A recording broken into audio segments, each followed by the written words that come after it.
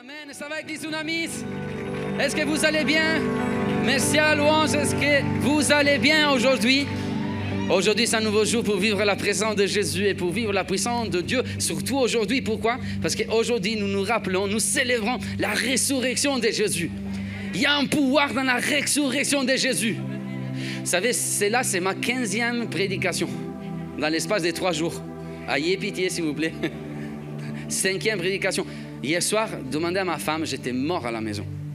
Avec toute l'organisation, avec toute la semaine, et tous les rendez-vous, et les démons là-bas, et les démons là-bas, et la prédication là.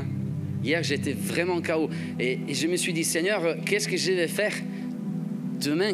C'est les jours de la résurrection, je dois absolument être au top. Et alors, je me suis endormi, mais ce matin, je me suis réveillé avec une force, avec un courage qui ne vient pas de moi. Parce que c'est la force de la résurrection. C'est le pouvoir de la résurrection que Dieu cache dans ton cœur. Il y a un pouvoir, la Bible nous dit que le pouvoir de la résurrection, le pouvoir qui a ressuscité Jésus entre les morts, aujourd'hui, il habite en toi. Il n'habite pas dans un bâtiment, il n'habite pas dans un tombeau, il n'habite pas dans une maison, il n'habite pas dans un temple, mais il habite en toi, dans ton cœur, si tu crois en Jésus. C'est ton pouvoir, c'est la puissance du Saint-Esprit qui a ressuscité Jésus dans la mort, il habite en toi. Donc les miracles sont déjà en toi. La guérison est déjà en toi. Si toi, à la foi, tu peux la recevoir maintenant, dans le nom de Jésus. C'était 3 jours magnifiques. C'est vrai, pour ceux qui étaient là. Vendredi soir, arrive DG. Samedi soir, hier soir, ici, pour Éclosion 1. Est-ce que vous aimez mon jardin? Est-ce qu'on peut remercier l'équipe de l'événementiel qui a construit ces jardins, vraiment? Ils étaient là depuis vendredi. Vous aimez ou pas? Vous aimez les fleurs? Aujourd'hui, il y a plein de fleurs. Aujourd'hui, c'est le temps de vivre l'éclosion. C'est le temps de vivre l'éclosion. Et j'aimerais vraiment résumer un peu tous les 5, pas les 5, les 3, ok? On était les soirs à Rive des Gets et j'ai rappelé à l'Église Espoir l'importance qu'il y a dans la mort de Jésus. Jésus était crucifié et l'évangile de Marc il nous dit qu'avant de mourir, il a dit tout est accompli, n'est-ce pas? Mais après l'évangile de Marc il nous dit qu'il a crié. Tout à l'heure on a crié. Et tu pourras me dire, Manu, tu l'as déjà dit à Église Espoir, oui. Mais tu sais, cette parole, moi en tant que prédicateur, j'ai le devoir de te les rappeler tous les jours. L'importance du cri de Jésus avant de mourir. Vous savez, des fois, on est comme dans un terrain de tennis. Vous aimez les tennis? Je sais qu'ici en France, on aime beaucoup le tennis. Hein? Toi, tu es un joueur. De l'autre côté, il y a l'ennemi. Tu envoies la parole de Dieu, tu envoies la balle. Tant.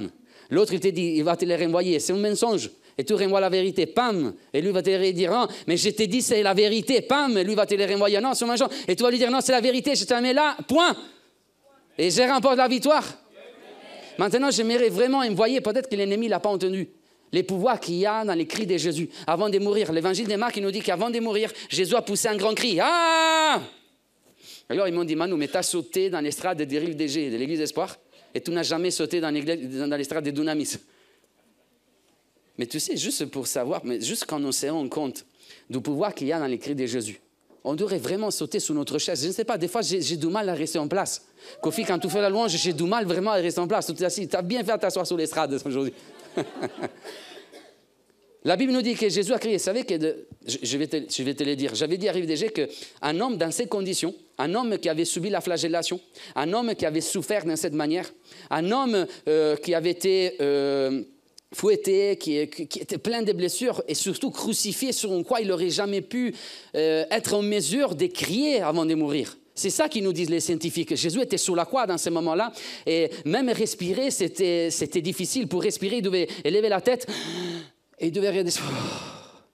C'est une souffrance atroce. Mais Jésus a crié. Il n'a pas juste... Mais Jésus, il a... Ah! Ce matin, j'ai demandé dans la salle de me faire des cris.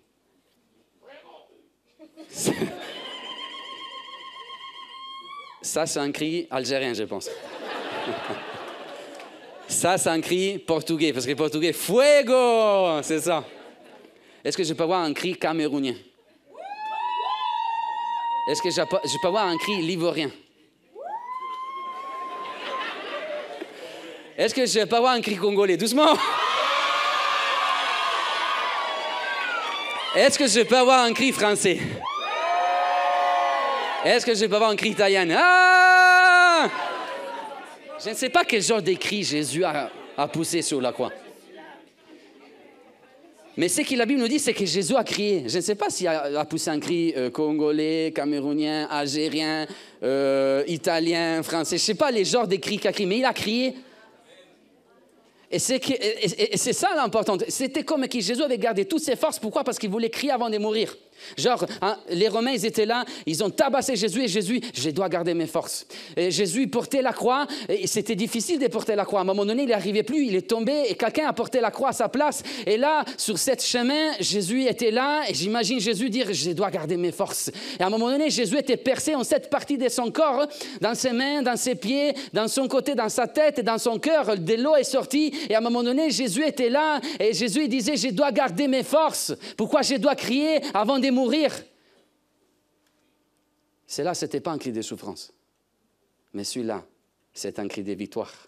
Jésus a crié, il a dit, j'ai remporté la victoire, j'ai réussi, j'ai remporté la victoire pour l'église d'Unamis, j'ai remporté la victoire sur la mort, j'ai remporté la victoire sur les péchés, j'ai remporté la victoire sur toutes choses qui sont en train de détruire le monde. Amen. La victoire dans le nom de Jésus. Aujourd'hui, c'est vrai, tu pourrais pousser les cris congolais, camerouniens, italiens, mais il y a un seul cri que le peuple de Dieu peut crier. Et c'est le seul cri qui nous met ensemble comme un seul devant Dieu. Et c'est le nom de Jésus, Jésus, Jésus, Jésus, Jésus, Jésus, Jésus. Est-ce qu'on peut acclamer les seigneurs? Waouh, ça t'est bien comme intro, hein? C'est mon intro, ça, hein? Ma prédication. Donc ça, c'est le pouvoir de la mort de Jésus. Et hier soir, on a commencé notre série Éclosion. Et derrière moi, il y a un jardin. Pourquoi? Parce que Jésus était enterré dans un tombeau. Et la Bible nous dit qu'à l'intérieur, autour de ces tombeaux, il y avait un jardin. Les tombeaux étaient placés dans un jardin. Et on avait vu ensemble comme que le premier cadeau que Dieu avait fait à l'humanité quand il a créé les hommes, c'était un jardin. Il avait placé Adam et Ève dans les jardins. Et dans les jardins, il y avait des fleurs, il y avait des animaux, il y avait des papillons, il y avait des choses incroyables. Et surtout, il y avait la présence de Dieu qui marchait au milieu du jardin. Et malheureusement, les péchés, il nous a rejetés du jardin. Donc, Dieu nous avait donné un jardin, mais à cause du péché qui est rentré, l'homme était rejeté du jardin. L'homme, il n'avait plus l'accès au jardin. Mais Jésus, dans sa mort, la Bible nous dit, était avec les riches. Pourquoi Jésus, dans sa mort, était avec les riches? Parce que la Bible nous dit que Joseph d'Arimathée avait donné son tombeau à Jésus. Et son tombeau s'est retrouvé à l'intérieur d'un jardin. Et Joseph d'Arimathée était riche. Et à cette époque-là, les jardins, c'était réservé qu'aux riches. C'était que les riches qui pouvaient avoir un jardin, les cultiver pour montrer aux autres leur richesse. C'est pour cela que dans la mort, Jésus était avec les riches. Jésus, c'est un homme ordinaire qui a eu accès à un jardin qui était inaccessible pour les hommes ordinaires. Et on avait vu ensemble que si les péchés ont rendu inaccessibles les jardins, grâce à la mort de Jésus qui est mort à l'intérieur d'un jardin, son corps était déposé à l'intérieur du jardin, tout ce qui est inaccessible pour les hommes aujourd'hui devient accessible grâce à Jésus. Et on avait vu ensemble que si la guérison est inaccessible aujourd'hui, grâce à la mort de Jésus, devient accessible aujourd'hui. Si la délivrance est inaccessible pour toi aujourd'hui, si tu crois en Jésus, grâce à sa mort aujourd'hui, la guérison, la délivrance, la solution devient accessible. Tu peux rentrer à nouveau dans les jardins. Marie de Magdala, elle avait été délivrée de plusieurs démons, mais elle a pu rentrer dans les jardins. Amen. L'apôtre Pierre, c'était quelqu'un d'impulsif comme moi, mais il a pu rentrer dans les jardins. L'apôtre Jean, c'était un jaune, mais il a pu rentrer dans les jardins. Parce que grâce à Jésus, tout le monde y pouvait accéder au jardin. Et on avait vu ensemble l'importance des pierres. Les pierres, ils viennent pour détruire les jardins. Parce que Jésus veut planter un jardin dans ta vie. Il veut planter un jardin dans ton cœur. Il veut planter un jardin dans ta maison, dans ta chambre, dans ton ordinateur. Dans ton ordinateur. Il veut planter un jardin en ville, si tu habites en centre-ville à Saint-Étienne.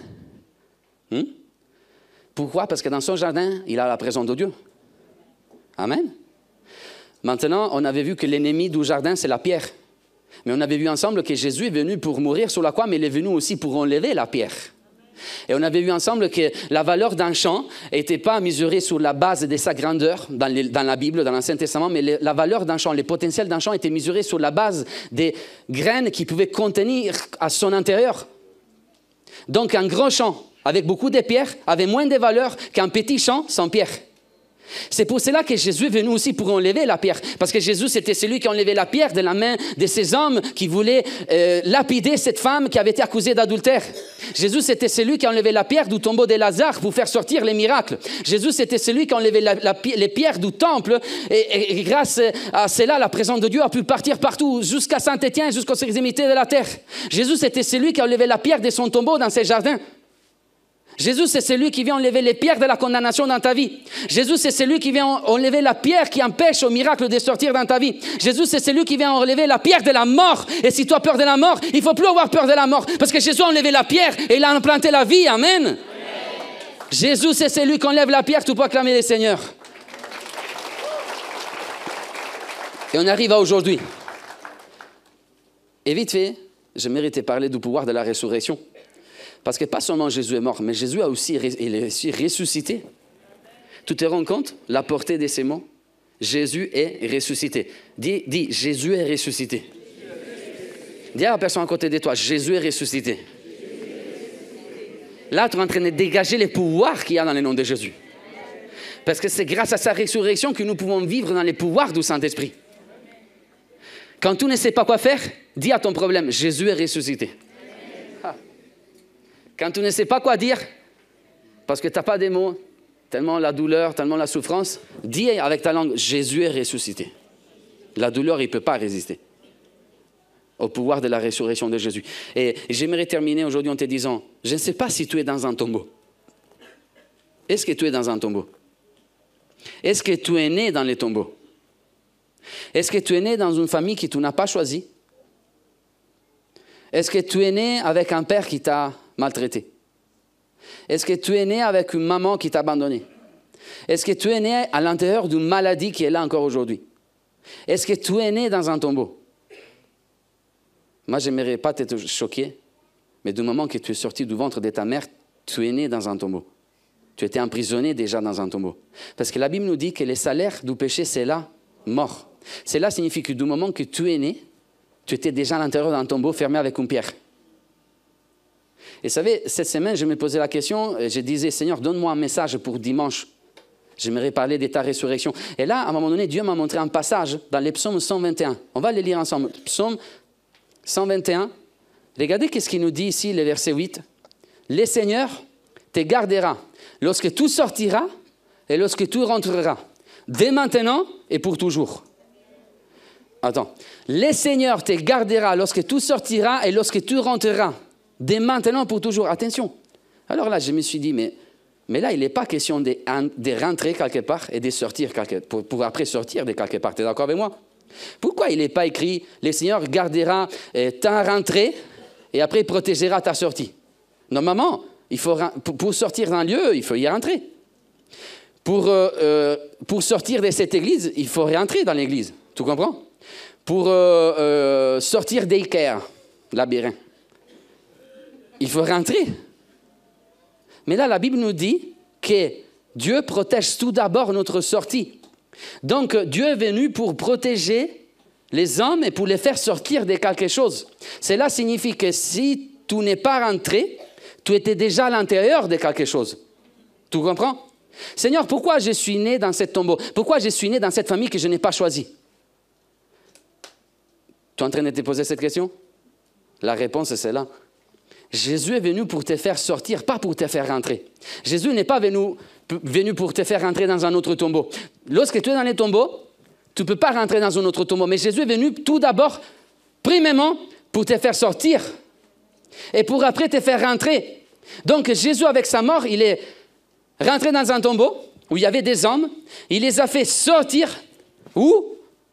En dehors du tombeau. Et il les a fait rentrer où? Dans un jardin. Dans les jardins. Jésus est sorti, il est ressuscité, il est rentré dans les jardins. Seigneur, pourquoi? Moi, je n'ai pas choisi de vivre dans cette famille. Moi, je n'ai pas choisi de vivre avec un papa qui m'a violé, avec un oncle qui m'a fait du mal, avec une maman qui m'a abandonné. Moi, je n'ai pas choisi de naître en Égypte, je n'ai pas choisi d'être un esclave. Mais Dieu te dit, ok, tu n'as pas choisi, ça c'est la faute, c'est le péché, ça c'est les pouvoirs du péché, mais moi je suis venu pour te faire sortir. C'est ça que tu dois savoir aujourd'hui. Grâce à la résurrection de Jésus te fait sortir. Si aujourd'hui tu es dans les tombeaux, tu es né dans les tombeaux, tu dois savoir que Jésus, avec sa résurrection, il peut te faire sortir. Il va te faire sortir de la maladie. Il va te faire sortir du péché. Il va te faire sortir de la mort. Il va te faire sortir de cette souffrance qui t'a subi pour te faire entrer où? Dans les jardins. Et dans les jardins, qu'est-ce qu'il y a? La présence de Dieu. Dieu est là pour te faire sortir. J'aimerais inviter les pianistes à venir. Et j'aimerais terminer en te disant cela. Dans les jardins, il y a toutes sortes de fleurs. Et vous savez, dans la Bible, il y a des fleurs magnifiques. Il faudrait faire une étude sur toutes les fleurs qui sont dans la Bible. Toutes les fleurs ont une signification. Et ce qui vraiment m'intéressait dans ces jours, je me suis intéressé à l'effet que les fleurs des Pâques, c'est le lys. Le lys, tu connais le lys? La Bible nous dit que Jésus, c'est le lys du Valais. Les chants des cantiques, les chants de l'amour, les chants qui nous révèlent l'amour que Jésus a eu pour toi, pour moi, pour son Église. À un moment donné, dans cet amour, il y a quelqu'un qui dira, Jésus dira, je suis la rose de Saron, je suis un lys des vallées. Vous savez qu'il y a plusieurs types de lys. Il y a le lys de la montagne et il y a le lys de la vallée. Là, Jésus, il n'a pas dit, moi je suis le lys de la montagne. Là, Jésus a dit, moi je suis le lys de la vallée. Maintenant, tu dois savoir que dans la Bible, il y a une différence entre la montagne et entre la vallée. La montagne, c'était le lieu de la bénédiction. La montagne, c'était le lieu dans lequel on était plus près de Dieu. Mais malheureusement, la vallée, c'était le lieu de la malédiction. C'était dans la vallée que Goliath a rencontré David. C'était dans la vallée que les ennemis d'Israël attaquaient le peuple d'Israël. C'était dans la vallée qu'il y a les pleurs. C'est dans la vallée qu'il y a les doutes. C'est dans la vallée qu'il y a l'ombre de la mort.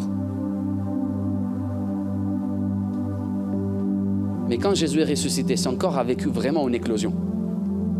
Quelque chose de magnifique s'est reproduit. Il était mort. À un moment donné, il est ressuscité le troisième jour. Il a vécu vraiment une éclosion. Jésus est devenu le lys de la vallée. Cela signifie que dans les moments les plus difficiles de ta vie, quand tu es en bas dans les pleurs, quand tu es dans la vallée de la maladie, quand tu es dans la vallée des bacas, la vallée des larmes, quand tu es dans la vallée de l'ombre de la mort, car quand tu es dans la vallée, quand tu es dans la vallée de tes pleurs, quand tu es dans la vallée de la maladie, dans cette vallée, ok, il y a la maladie qui est là, il y a la mort qui est là, il y a la souffrance qui est là, il y a des doutes qui sont là, mais là, rappelle-toi qu'il y a aussi la puissance de la résurrection de Jésus. Il y a le lys de la vallée, et le lys, c'est le plus beau entre les fleurs, et cela signifie que c'est ta vallée. Si aujourd'hui, autour de toi, si ta vallée n'est pas belle, sache que grâce à Jésus, ta vallée va devenir belle. Amen. Aujourd'hui, ne regarde pas à la vallée, mais regarde au lys de la vallée qui est à côté de toi. Pourquoi? Parce que lui, avec une éclosion, est ressuscité et il est à côté de toi. Il vient te délivrer. Il vient te délivrer de la vallée. Les disciples étaient dans la vallée, nous dit la Bible. Après la mort de Jésus, ils pensaient que Jésus était mort. À un moment donné, ils se sont retrouvés spirituellement en parlant dans la vallée. La Bible nous dit qu'ils se sont renfermés dans une maison et ils ont fermé les portes de cette maison. Ils avaient peur des hommes, ils avaient peur d'être capturés.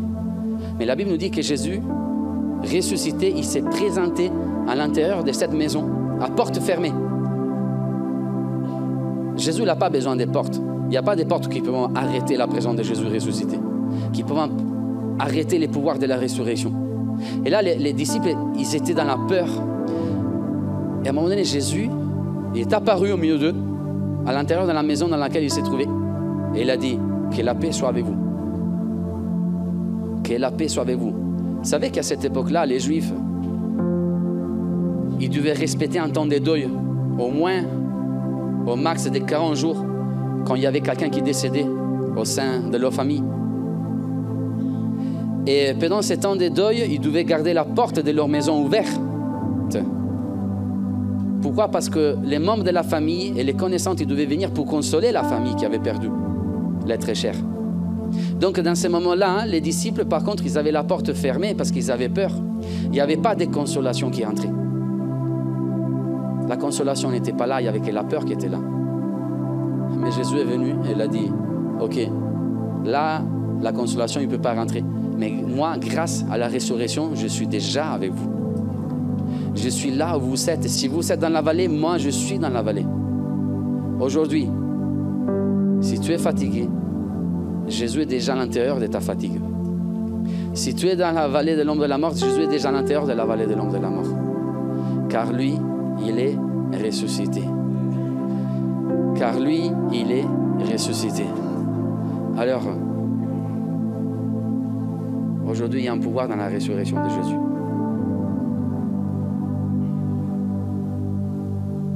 Un jardin, des graines qui sont mortes, qui ont donné la vie à quelque chose. Aujourd'hui, rentre dans les jardins. Rentre dans les jardins. C'est grâce à cette résurrection qu'aujourd'hui tu peux rentrer finalement dans l'Éden, là où il y a la présence de Dieu. Tu peux revenir à l'origine, tu peux revenir au projet initial que Dieu avait pour toi grâce à son Fils unique. Est-ce que tu as compris le pouvoir de la résurrection? Est-ce qu'on pourrait se mettre debout un moment?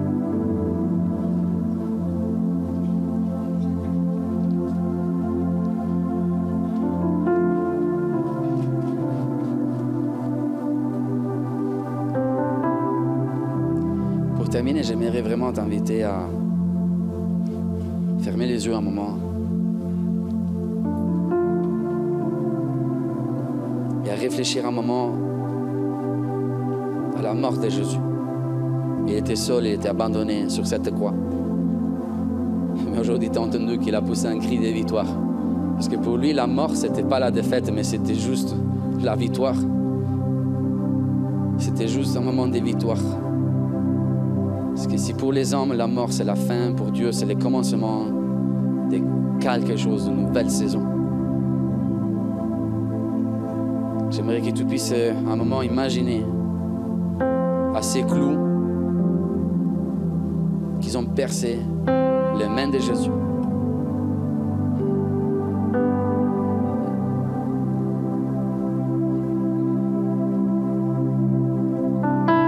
Ces clous qu'ils ont percé les mains de Jésus et qu'ils ont laissé des trous dans les mains de Jésus.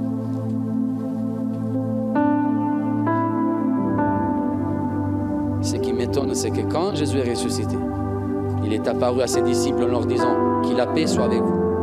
Et après, il leur a dit, regardez dans mes mains, il y a des trous.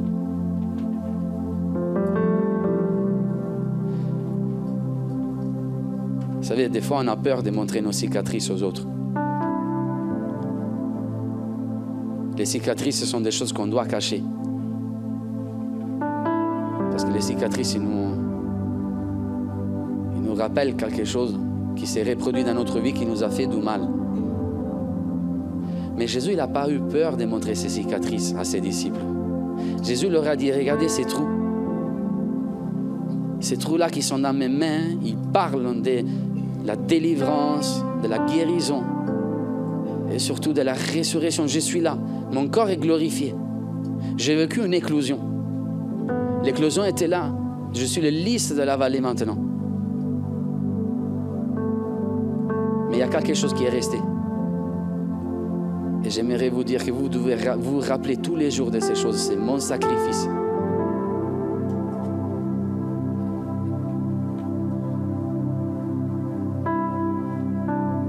Est-ce qu'on pourrait rester un moment dans le silence pour se rappeler ce que Jésus a fait quelques instants?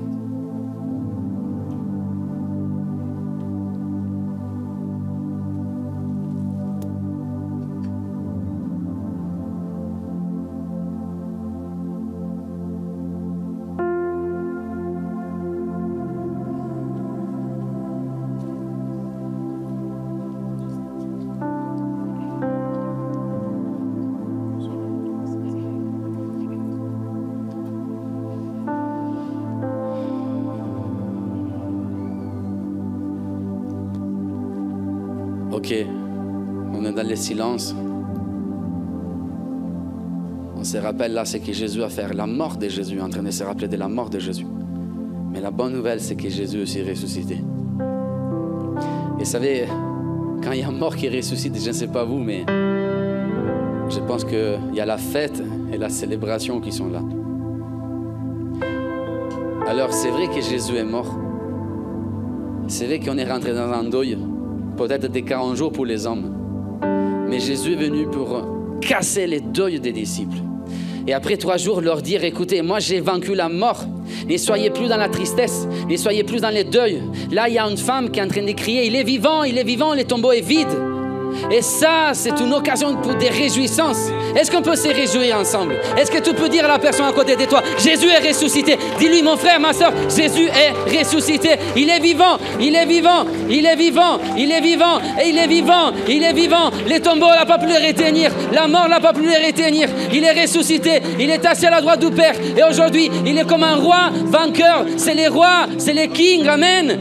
Jésus est ressuscité. Est-ce que l'église Dunamis, est-ce qu'on peut acclamer ensemble? Est-ce qu'on peut célébrer ensemble la victoire de Jésus? Oh, merci Seigneur Jésus. Oh, alléluia, Jésus.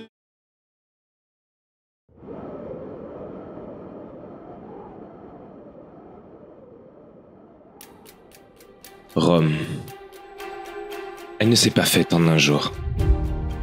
D'une plaine, les hommes en ont fait un empire. Alors imagine ce que Dieu peut faire de ta vie. Imagine ce que Dieu peut faire de ton église. Il t'emmènera de là où tu te trouves jusqu'où il veut que tu sois. Il n'a jamais choisi les qualifiés, mais il nous a qualifiés pour lui.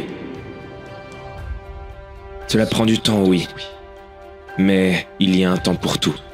Et nous voilà entrés dans le temps de la transition.